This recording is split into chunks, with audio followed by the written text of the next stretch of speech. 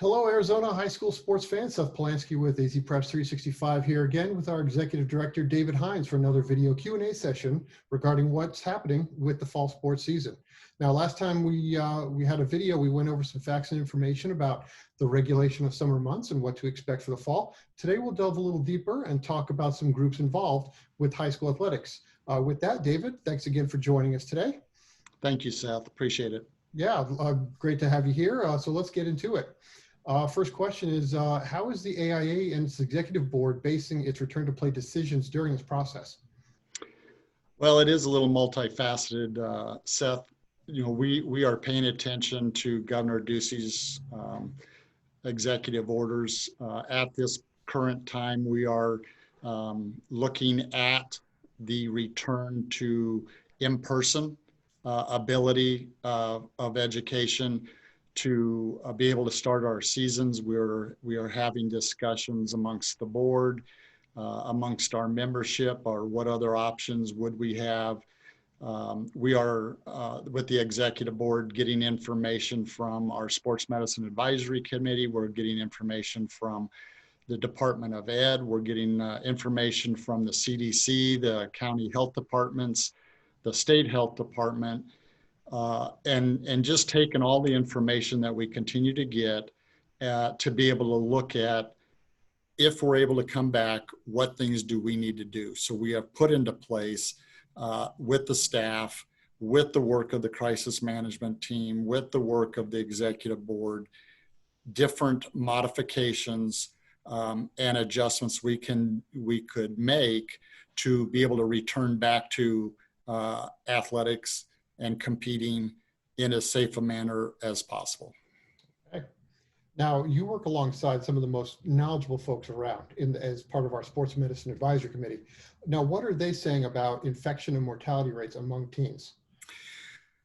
You know, they don't specifically talk so much in regards to that. They do pay attention to at the age of our kids, just like the American Pediatric has said, you know, some of their concern is more about the mental health of the kids.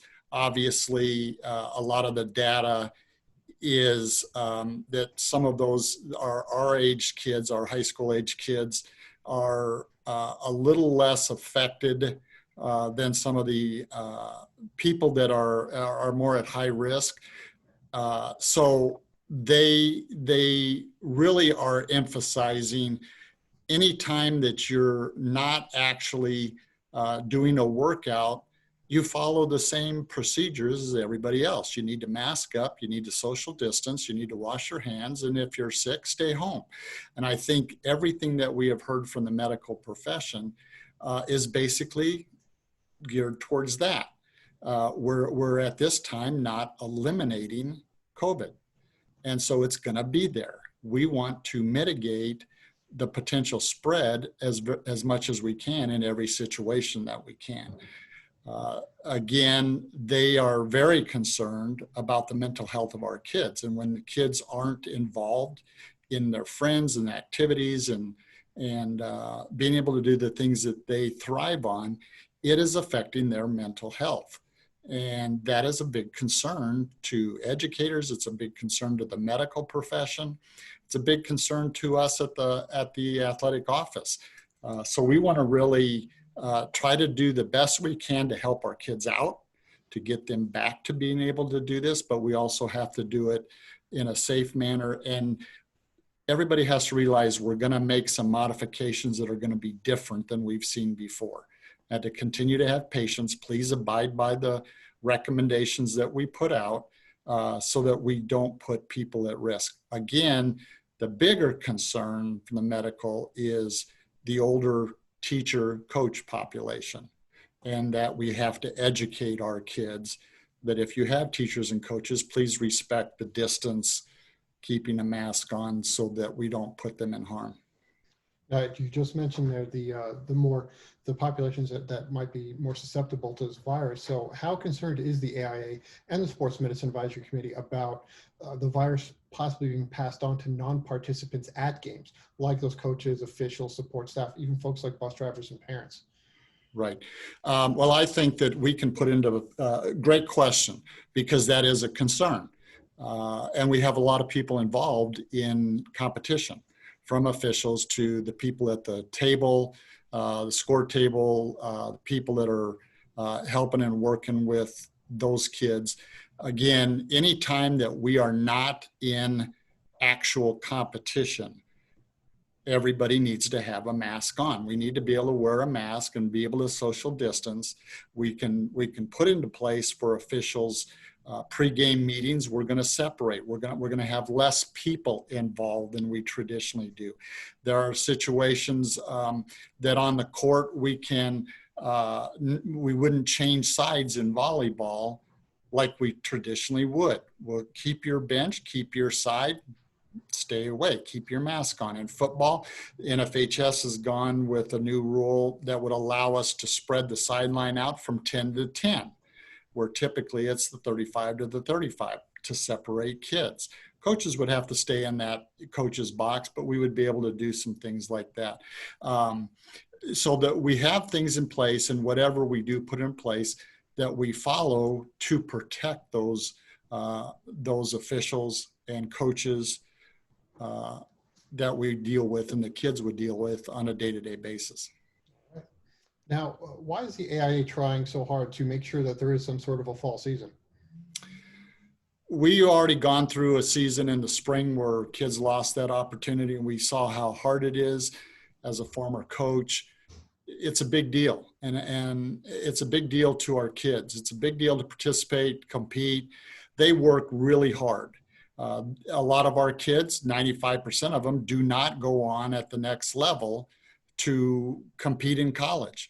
So sometimes their high school years may be some of the last time that they have to be able to compete and to be involved in some type of athletics. This is a very important part of growing up.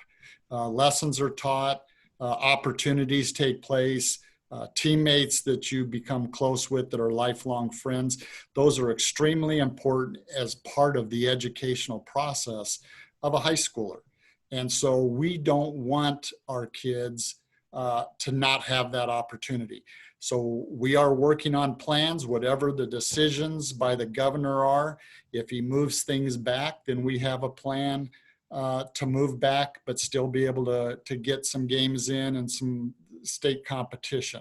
If they move it back further, then we may have to reduce the total number of contests that we have. But unless we just flat get shut down that we can't do anything, we're going to have a plan that will allow kids some semblance of their seasons that we can compete. All right. And so what does that mean for the schools and districts that have elected or will elect to conduct their school lessons virtually past any date that the governor has identified as a return to in-person school? From our standpoint at the association through the executive board, again, that is not an issue. If a school district determines that they will go virtual for an extended period of time, or they have some modification, as long as those kids are attending the school that they are at, they're registered for that school, however the mode of education for that school would not preclude them from participating. They would still be able to participate. So that is not an issue whether they start to move into in-school, in-person, or if they continue through the virtual. As long as those kids are registered and attending that school where their grades are being given, then there would be no issue. Good. Okay. Now it seems like there's a lot of folks out there who want the season mainly for their kids, their coaches, their parents. There's a lot of folks out there who don't want to see a season just from a safety standpoint. What can you say to both of these groups to kind of put this whole process in perspective? We understand how important it is for our kids. We understand how important it is for our parents that their kids participate.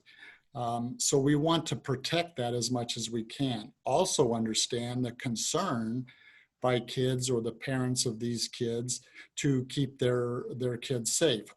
what I would say is we're doing everything we can to have some semblance of a season. On the side of concern, we're doing everything we can to potentially have some semblance of a season while still keeping our kids as safe as possible. The fact is, we're not getting rid of COVID. It's not going away. But if we can, as we listen to our medical personnel, follow the requirements or the requests of the medical community, masking up, social distancing, washing your hands, and staying home with sick, then we can create environments that are much more isolated with a limited number of kids, better than we can that have kids that are at home that go out and go socialize together with no control or nobody there monitoring how they're doing, what they're doing on the weekend or in the evening. And we've, as parents of kids, we think we always have a pretty good handle on them right up until the time we find out that there are a lot of things that they're doing that we don't know about. And it's harder to control the kids when they're not in our educational environment than if they're out on their own. So I think we can control a lot of the scenarios, keeping kids closer together, that are seeing each other on a day-to-day basis in our cohorts, in our teams, that we can do a pretty good job through our coaches and our trainers to monitor what they are doing and keep them as safe as possible.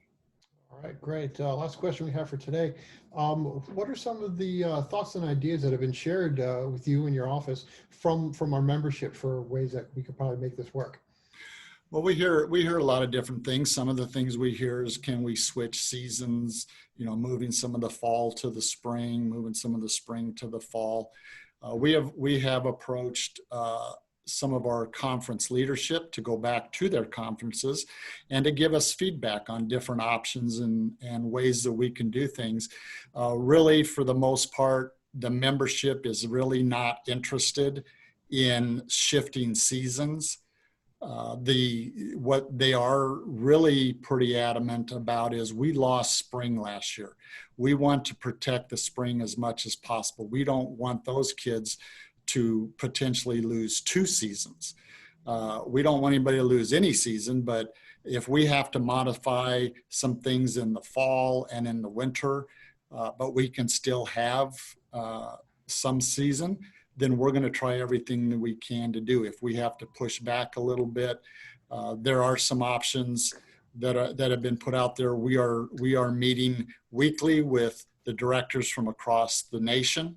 And so every time that somebody has a new plan, we bring that back, we discuss it and see if that's an option that could work here for us in Arizona. All right.